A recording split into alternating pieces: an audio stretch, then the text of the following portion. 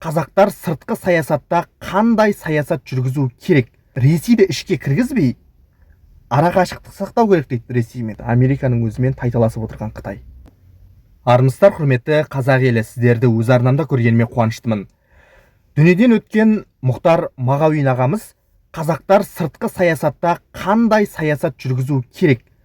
Орыспен тату болу керек пе? Өзбекпен тату болу керек пе? Қытаймен қандай байланыс жасауымыз керек? Түріктермен қандай байланыс жасауымыз керек? Міне осыны тәптіштеп тұрып, аз ғана сөзбен баяндап берген екен. Сол сөзінде Мұхтар Мағауин ағамыз былай дейді: Түркиямен жақындық одан әрі арта беру керек. Ресеймен саясат ұстап, тым ішке кіргізбей, Абылайдың саясатын ұстану керек. Енді қырғыз, өзбекпен татулық керек. Сондай-ақ Қытаймен қатынас жақсы болу керек деген еді.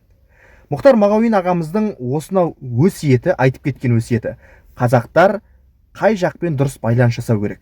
Яғни былай Мұхтар Мағауин ағамыз айтып кеткен: Түркиямен жақсы байланыс орнатуымыз керек. Яғни бұл қарым-қатынас одан әрі күшею керек деп отыр. Ал Ресейді ішке кіргізбей, арақашықтық сақтау керек дейді Ресеймен. Яғни саясат ұстану керек деп отыр бұл жерде. Қырғыз, өзбекпен тату болу керек дейді. Яғни Орта Азия мемлекеттерімен татулық керек бізге. Ал Қытаймен жақсы қарым-қатынас болу керек. Енді осы орайда менің ойыма енді Абылай хан туралы айтты ғой Мұхтар Мағауин ағамыз. Абылай ханның саясатын ұстану керек. Абылай хан қандай саясат ұстанып еді? Ол сол тұстағы Цин, яғни Қытай мемлекетімен де, Ресей империясымен де татулықты орнату үшін екеуінің де билігін мойындады, бірақ өзі іс жүзінде тәуелсіз билік етті. Мұхтар Мағауин ағамыздың осына өсиеттерін қарап отырып, менің есіме кезіндегі Қазыбек би бабамыздың, орта жүздің биі, былайша айтқанда бүкіл есімі алталашқа әйгілі Қазыбек би бабамыз қазақтар кіммен тату болу керектігін мынадай бір өлең жолдарда айтылған екен. Қазыбек би бабамыздың өсиеті деп. Қазыбек би бабамыз өмірден өткен кезде қызы Маңқан мынадай жоқтау айтса керек. Сол жоқтауында былай деп айтылған: Қазыбек би өмірден өткенде қызы Маңқан жоқтау айтқан. Сол жоқтауда мынадай жолдар бар: Өсиет қылдың қазаққа, сарыарқа деп қонысың. Қалмақ сартпен жауласпа, болмасын дедің жұмысың. Өнерсіз өскен ел едің, біреу саған жау болса, паналауға жарайды, мынау көрші орысың. Орыспенен жауласпа, есіңде болсын бұл ісім.